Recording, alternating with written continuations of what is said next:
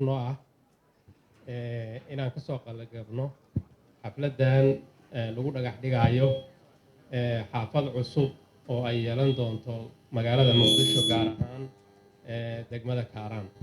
runtii waa wax weyn oo lagu naaloodo xeebtan iyo dhulkan quruxda badan maanta in aanu maaragtay ka soo qayb galayno deegaameyn cusub oo yeelan doono dalka.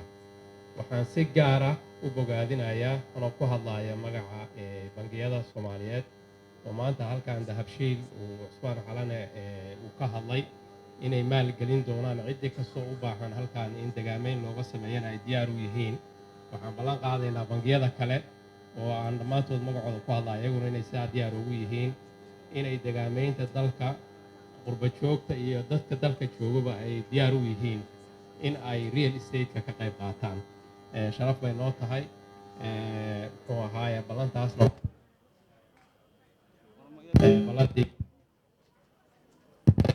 in bangiyada kalena ay diyaar u yihiin magaaladan dhinac walbo in laga dego ummadda Soomaaliyeedna ay dhistaan ayaguna ay noqdaan dadka maalgeliya. guul bay noo tahay, horumar bay noo tahay, quruxda dalkeennana inaan dhisano annagaa iskale muxuu ahaaye qofkii waxaysto iyo qofkaan waxaysanna loo maalgeliyo si tartiib tartiib ah iskaga bixiyo ayaanu rajaynaynaa insha Allahu. runtii waa wax aanan la soo koobi karin markii aad tagto dalalka kale oo adduunyada magaalo xeeb ah oo sidaan u qurxan oo haddana aan laga faa'iideynin iyo meelo aan arki jiro nolol ku noolaan jiray meel taaka intaa leeg aad dhigto xeeb oo bannaan ma arki karto ama macnaha wax soo saar baa ka muuqda ama dalxiis baa ka muuqda ama waaba xiran tahaybu oo in la isticmaalo xiran tahay laakiin xeeb intaan leego waxa isticmaalay la runtii kullay waa nimco Ilaahayna siiyay inaan ku shukrino oo maartay ku naaloonana Ilaahay ka rajaynayaa. hadalka waan soo koobayaa insha Allahu.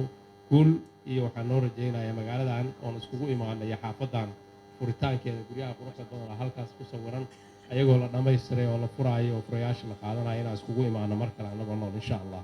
Assalaamu calaykum.